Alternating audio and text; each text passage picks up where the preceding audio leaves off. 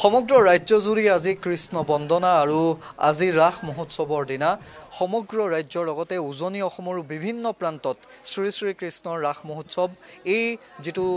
মহোৎসৱ এই মহোৎসৱ যেনেধৰণে উদযাপন বিগত বছৰ ধৰি কৰি আহিছে সেই একেই পৰম্পৰা সেই একেই ধৰ্মীয় ৰীতি নীতিৰে আজি উজনি অসমৰ বিভিন্ন প্ৰান্তত সেই ৰাস মহোৎসৱ পালন কৰিছে আৰু শ্ৰী শ্ৰী কৃষ্ণৰ এই ৰাস মহোৎসৱৰ দিনা উপস্থিত আছোঁ মাজুলীৰ পৰিৱেশ সদায় সুকীয়া মাজুলীৰ পৰিৱেশ সদায় ব্যতিক্ৰম আৰু এই ৰাস মহোৎসৱত বা এই ৰাসত বিশ্বৰ বিভিন্ন প্ৰান্তৰ পৰা মাজুলীলৈ আহে ৰাস চাবলৈ আৰু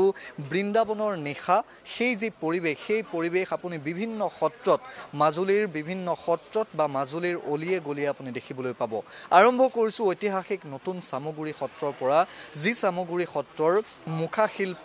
জগত বিখ্যাত। বিশ্বৰ বিভিন্ন প্ৰান্তৰ পৰা অহা যিসকল পৰ্যটক তেওঁলোকেও চামগুৰি সত্ৰলৈ এবাৰ হ'লেও আহে। বিশেষকৈ নতুন চামগুৰি সত্ৰৰ যি মুখা শিল্প সেই মুখা শিল্পক তেওঁলোকে এবাৰ উপভোগ কৰে আৰু প্ৰথমতে আমি দেখুৱাইছোঁ কিছু মুহূৰ্তৰ পিছত যিহেতু ৰাস আৰম্ভ হ'ব প্ৰস্তুতি আৰম্ভ হৈছে কালীয় দমনৰ দৃশ্য। কৃষ্ণৰ কালীয় দমনৰ যি দৃশ্য ৰাসৰ অন্যতম এক গুৰুত্বপূৰ্ণ অংগ আৰু সেই দৃশ্য তেওঁলোকে ইয়াত উপস্থাপন কৰিছে আৰু সমান্তৰালভাৱে ইয়াত যিসমূহ অতিমানৱ বা যিসমূহ অঘাসুৰ বকাসুৰকে ধৰি যিসমূহ চৰিত্ৰ আছে সেই চৰিত্ৰসমূহৰ যি মুখা চামগুৰি শিল্পই অনন্য ধৰণে তেওঁলোকে পূৰ্বৰে পৰা সেয়া দেখুৱাই আহিছে আৰু বিশ্বৰ প্ৰেক্ষাপটত বা বিশ্বৰ বিভিন্ন প্ৰান্তত চামগুৰি সত্ৰৰ এই মুখা শিল্পই এক বিশেষ গুৰুত্ব লাভ কৰিছে এক বিশেষ স্থান লাভ কৰিছে। ইতিমধ্যে আমি দেখুৱাইছোঁ যি বকাসুৰ চৰিত্ৰৰ সেই যি মুখা সেই মুখা যি বকাসুৰক কৃষ্ণই বালক কৃষ্ণই বধ কৰিছিল কংসই কৃষ্ণক নিধন কৰিবৰ বাবে পঠিয়াইছিল বকাসুৰক আৰু এইফালে ফটো সাংবাদিক সৌৰভে দেখুৱাব এইফালে অঘাসুৰৰ যি মুখা পুনৰবাৰ আমি দেখুৱাইছোঁ কালীয় দমনৰ বাবে কালীৰ যি মুখা সেই মুখা ইতিমধ্যে সাজু হৈছে অঘাসুৰৰ এই মুখা সাজু হৈছে আৰু আমাৰ সৈতে আমি দেখুৱাম যিটো মূল সংগ্ৰহালয় বা যি মূল মিউজিয়াম সেই মূল মিউজিয়ামলৈ আমি যাম আৰু বিশেষকৈ ডেকা সত্ৰীয়া পদ্মশ্ৰী হেমচন্দ্ৰ গোস্বামী তেখেত আছে তেখেতৰ সৈতেও আমি কথা পাতিম। বিভিন্নজনে ইয়াত আহি ৰাস চাবৰ বাবেও আহিছে আৰু ৰাসৰ সমান্তৰালভাৱে এই যি মুখা শিল্পৰ যি ভঁৰালটো যিটো মুখা শিল্পৰ য'ত সংৰক্ষণ কৰি ৰখা হৈছে সেইসমূহ মুখা শিল্প ইয়াত চাবৰ বাবে বিভিন্নজনে আহি উপস্থিত হৈছেহি আৰু আমি এফালৰ পৰা এই ইয়াত যিসমূহ আছে যদিও বা এইসমূহ ৰাসত এই ৰাস যি শ্ৰীকৃষ্ণৰ ৰাস বিশেষকৈ মাজুলীত কৃষ্ণ প্ৰধান ৰাস হয় সেই ৰাসত যদিও বা ব্যৱহাৰ আজি নাই হোৱা কিন্তু বিভিন্ন চৰিত্ৰৰ যিসমূহ মুখা আছে সেই মুখাসমূহ তেখেতলোকে ইয়াতে যিহেতু সংগ্ৰহ কৰিছে বা তেখেতলোকে ইয়াতে যিহেতু প্ৰস্তুত কৰিছে পদ্মশ্ৰী হেমচন্দ্ৰ গোস্বামী দেৱ আছে আমি তেখেতৰ ওচৰলৈ আহিছোঁ আৰু তেখেতৰ যি সাধনা সেই সাধনাৰ বিষয়ে আকৌ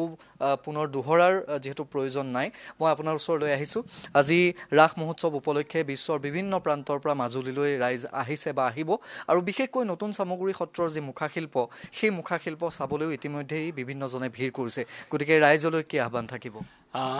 আমাৰ আহ্বান প্ৰথমেই যে আজি সেই শ্ৰীকৃষ্ণ পূৰ্ণ ব্ৰহ্ম শ্ৰীকৃষ্ণৰ আজি সেই পূৰ্ণিমা আৰু এই পূৰ্ণিমাতে ৰাসক ক্ৰিয়াৰ এটা পৰম্পৰা মাজুলীবাসী অসমৰ এতিয়ালৈকে অব্যাহত আছে আৰু এই সত্ৰ চামগুৰি সত্ৰ তো বহু পুৰণি সত্ৰ আৰু ৰাস মহোৎসৱো বহুত পুৰণি গতিকে এটা পৰম্পৰা নিৰ্দেশনাত এতিয়ালৈকে এটা অব্যাহত আছে ৰাস আৰু এই সত্ৰৰ এক বৈশিষ্ট্য যে সেই আজি ৰাতি অভিনয় হ'বলগীয়া যিভাগী নাট সেই নাটভাগী মহাপুৰুষ শ্ৰীমন্ত শংকৰদেৱৰ বিৰচিত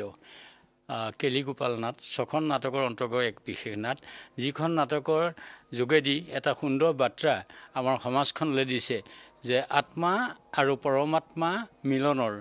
সেই কৃষ্ণ আৰু সেই ব্ৰজধামৰ গোপীসকলৰ যি আত্মা আৰু কৃষ্ণ সেই পৰমাত্মাৰ লগত মিলিন হ'ব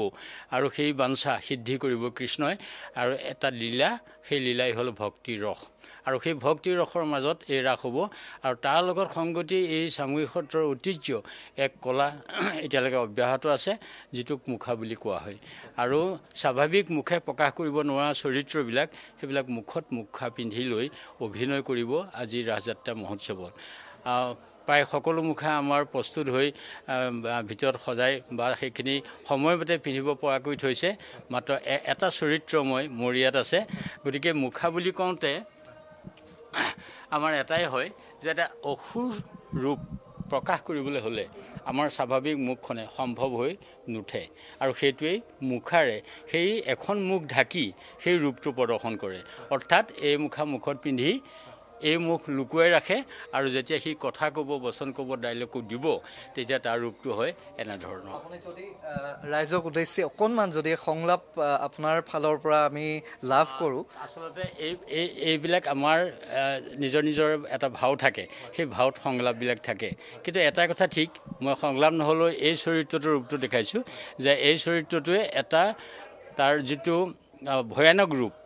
সেই ৰাস প্ৰদান কৰিব নাম পলমবাসুৰ গতিকে মই এটা হাঁহিৰ যোগেদিয়ে দেখুৱাইছোঁ তাক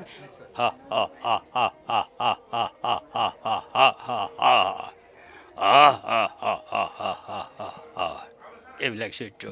এই চৰিত্ৰবিলাক আজি ওলাব আৰু বহুত ডাঙৰ ডাঙৰ মুখা ওলাব আৰু যিবিলাক অগাসুৰ বকাসুৰ দেখুৱাই তাত অভিনয় কৰিব আৰু সেই মুখা এই সত্ৰত ওলোৱাৰ উপৰিও মাজুলী বিভিন্ন মঞ্চ আৰু অন্য মানে জিলালেও ইয়াৰ পৰা আজিৰ দিনটোত শেষ হৈছে ৰাতিপুৱা ভাগত বহুতখিনি মুখা ইয়াৰ পৰা লৈ গৈছে গতিকে ইয়াৰ যোগেদি আমাৰ যিখিনি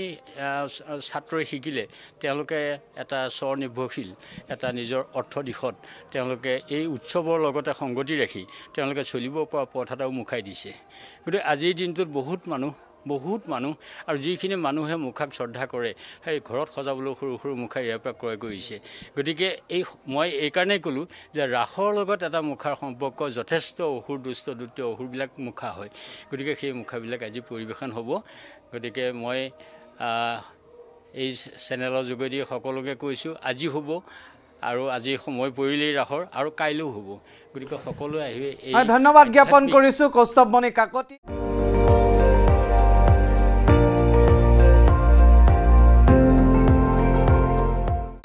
আপুনি চাই আছে ND24 সৰ্বশ্ৰেষ্ঠ নহয় সৰ্বোত্তমৰ দৌৰত